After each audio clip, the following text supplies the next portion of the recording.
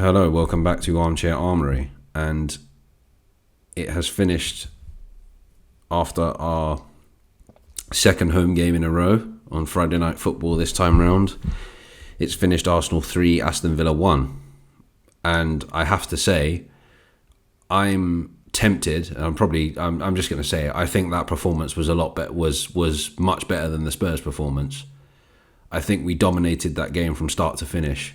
Yes, Villa were very, very poor in the first half, but I think we managed the game really well. And I think even the goal that we conceded, it was kind of like there was nothing Ramsdale or the defence could really do about it. Ramsdale was fuming, though, when the goal went in. It would have been nice to get the clean sheet. It was the same as Spurs. It would have been nice to get the clean sheet, but I was so happy with the performance that I can't really get too annoyed. It makes me think that we do just have to be patient with Arteta and this process. And I'm not going to sit here and say trust the process and all this kind of stuff. But I think this inconsistency that we've been having over the past season and a half, because I don't count the end of the 1920 season as Arteta's season. Yeah, I don't know. I think patience is a virtue in this situation. I think we have to at least give Arteta the season.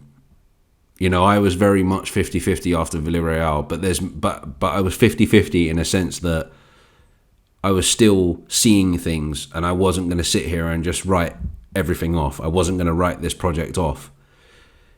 He signed some really exciting young talent in Tomiyasu, in Nuno Tavares, who I thought was man of the match today. They gave it to Emile Smith-Rowe, but I thought Tavares was the player of the match, to be honest.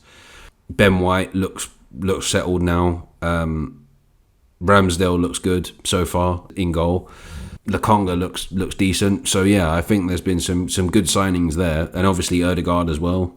And something Gary Neville pointed out a few weeks ago, I think before the Tottenham game, he said this, that like Arsenal's team looks more balanced now. And I think we have, you know, if we look at the defence, for example, we've got an upgrade on Hector Bellerin, because at the moment, I know it's only been, 6 games since he's come in, but Tomiyasu has been a breath of fresh air so far. Nuno Tavares looks like a decent understudy to Tierney, and the way Tierney's been playing at the moment, it might even mean that Tavares has a shout to start games going forward. Ramsdale, again, looking really, really good. I mean, I'm repeating myself, really, but I just feel that we as fans, and particularly Arsenal fans, because we get labelled as the kind of like spoiled, impatient fan base, jokey fan base. And I think nights like tonight and the game against Tottenham, and to some extent the performance against Brighton, and the games against Norwich and Burnley, kind of prove that there's something there. If Arteta was awful, we wouldn't have won the FA Cup. If Arteta was awful, and I don't care if it's not a trophy, we wouldn't have won the Community Shield. If Arteta was awful, we wouldn't have battered Spurs the way we did. If Arteta was awful, we wouldn't have battered Villa the way we did tonight. And I know there's going to be people out there that are going to say, "Oh, it's only Villa." But it's like, but we can't win. Like when we beat Burnley and Norwich, it's like it's only Burnley and Norwich. When we beat Spurs, our Spurs are poor. We draw to Brighton and Palace. It's like, oh, same old Arsenal. We're back to normal again. All the usual suspects online and on this platform saying Arteta's not good enough, Arteta out, this, that, and the other, like the normal a lot that we get from all of this. And then what are they going to be saying tonight?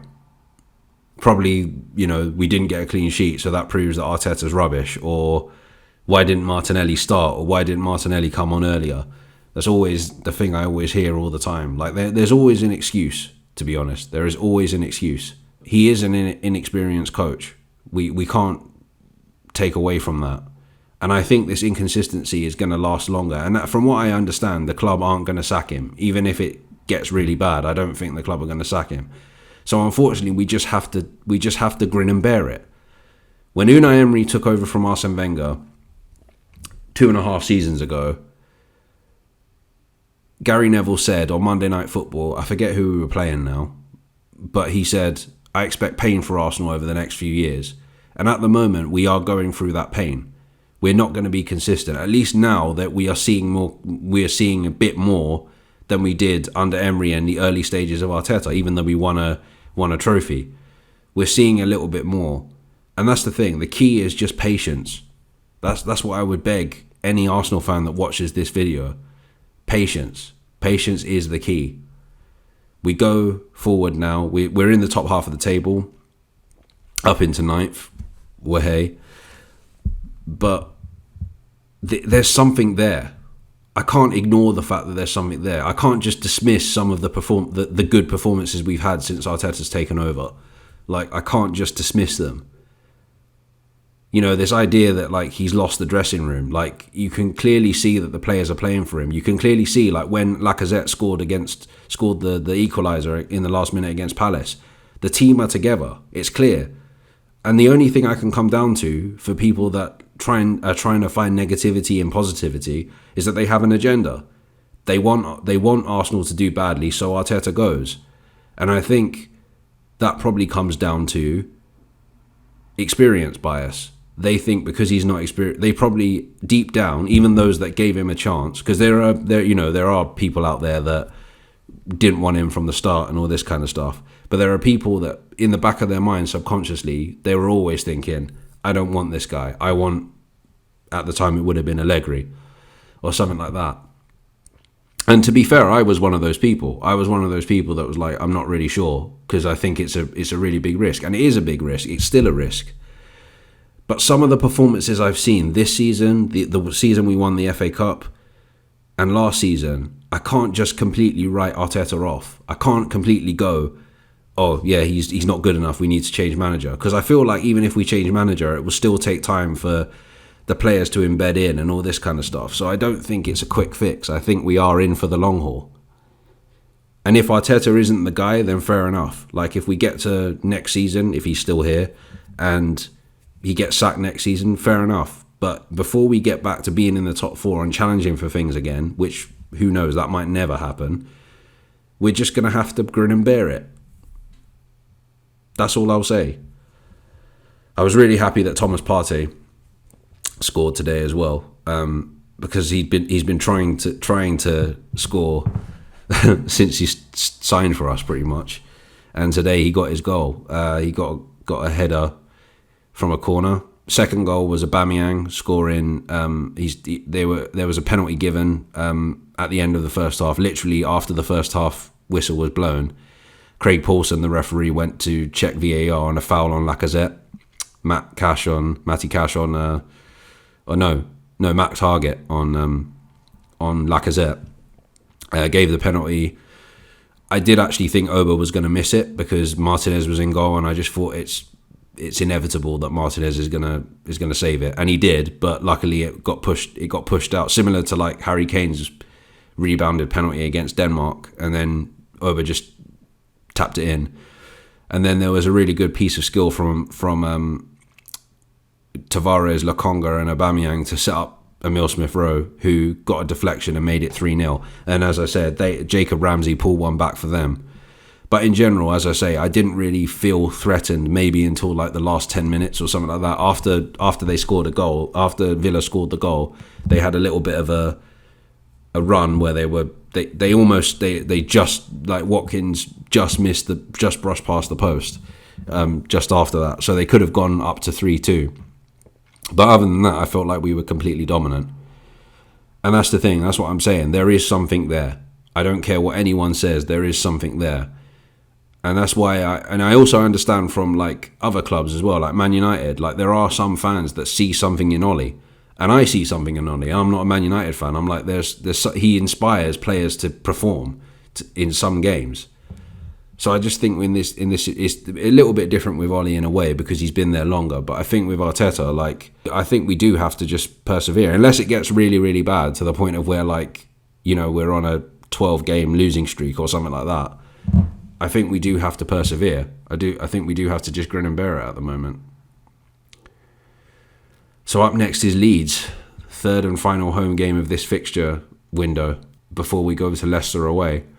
And we're playing Leeds in the Carabao Cup. And again, it's another game that I want to win because I want to win. I don't care if it's a Tim Pot trophy, as a lot of people say it is. I want to win, plain and simple. I mean, if we go on and win the Carabao Cup, what are people going to say then? Oh, well, it's a tin pot trophy. It doesn't really matter. All this kind of stuff. The usual. But yeah, fantastic performance today.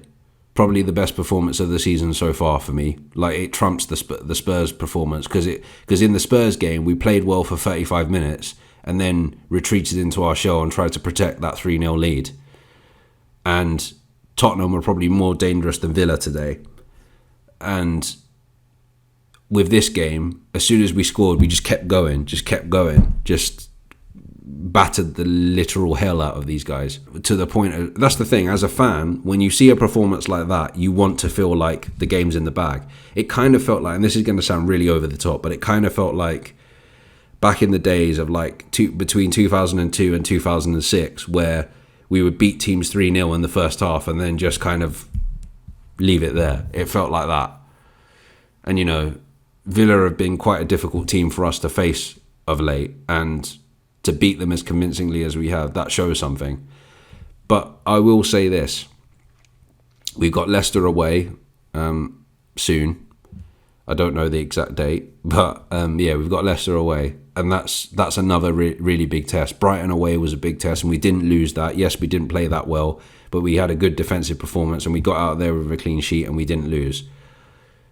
But Leicester away, which we won there last season, we need to turn up there again. We need to do a similar sort of thing. Leicester have been up and down. They had that really good win over Man United the other week, but they've been inconsistent. So we need to go there and we need to keep up the winning run at the King Power, basically. Because we've got quite a decent record at their ground, to be fair. They've got a better record at the Emirates somehow over the last couple of seasons. So yeah, we'll just have to see what happens.